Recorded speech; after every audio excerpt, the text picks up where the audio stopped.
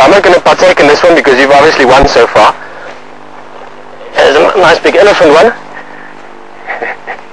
Guys, this was obviously quite a big elephant. This was a bull, also a while back.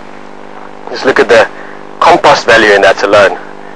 The elephants, as much as they eat a lot of plants and break a lot of branches and things, they're also very, very important in terms of spreading things. They take all this dung, great compost, but inside there's all kinds of seeds, all kinds of moisture and nutrients that insects benefit from, and other animals, francolins and birds break it open for the food in there. So there's a whole little ecosystem almost, if you want, that evolves around elephants and them being in an area.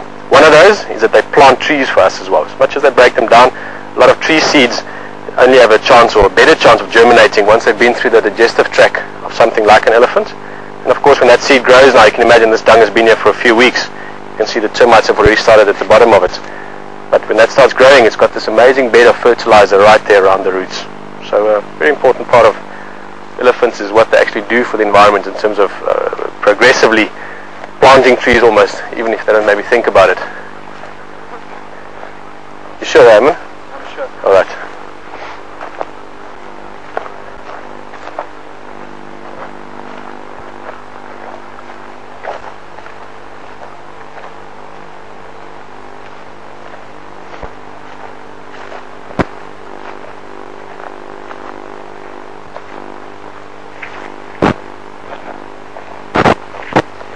So maybe to illustrate it, we have to see at least one animal on this walk. There's a starling way out there. Already the starling was sitting a bit closer to us, and it just flew away as we came closer. Now that just shows you everything from something as small as a bird, they're more aware of people on foot. And again, that's a very important thing to remember, is that animals typically are afraid of humans on foot. Or if not afraid, at least wary or want to give them some space. And that goes for everything from a starling up to an elephant or a lion. Just your more bigger animals, your more confident animals like elephant, like we saw the other day, quite often if they see something strange, rather than just running away or flying away like the starling, as elephants might decide to go and investigate. So they might decide, we're going to go closer and see what's going on.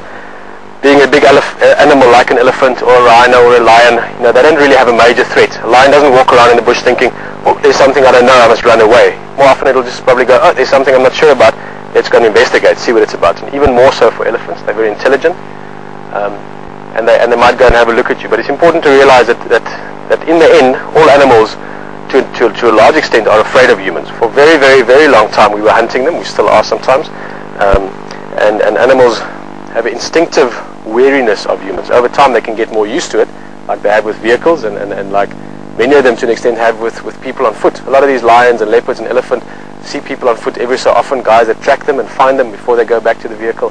So it's not unusual for them to see people on foot, but like the starling, that's the point I wanted to make. Most animals will be more comfortable with a bit of space. So quite often if you see an animal and you go a bit closer, you quickly pick up when that animal wants to move away a little bit, or whether you're getting too close, and you can stay at a distance that keeps it comfortable both for you and the other animal, or the other species of animal. Here they're the starlings again. I was hoping we'd get a bit closer. Just flying off, they're just keeping at a distance. If we were in a vehicle, they'd be much more relaxed about our presence. They see more vehicles, but at the same time, if we came and walked around here every day for the next week, we would get halfway closer already. And if we did it for 2 or 3 months, we'd get very close to them. So it's also them getting habituated to us, the same as we get habituated to animals eventually. Or to a camera, for that matter.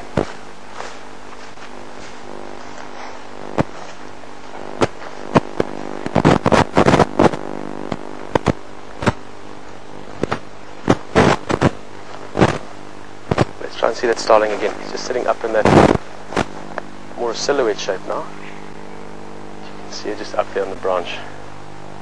It's a virtual starling.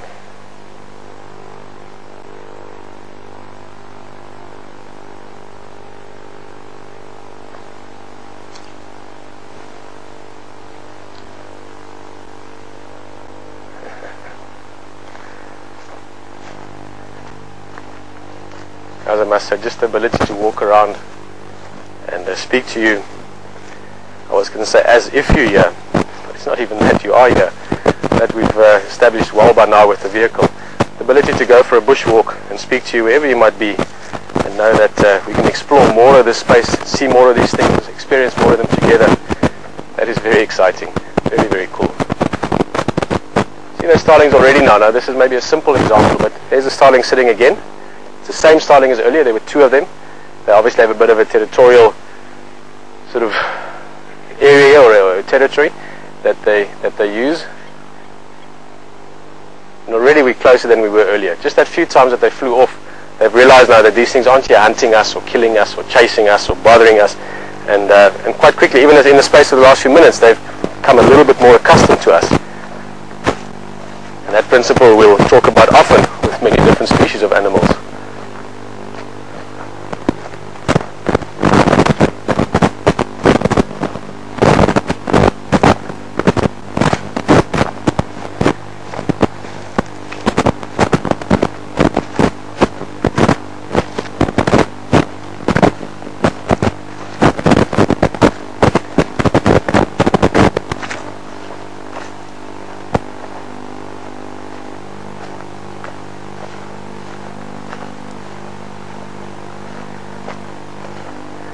Well, I think we've learnt a bit more, both about the ability to walk out here and also just about one or two things. We've learnt that Herman can spit down quite far, and a little bit about the starlings.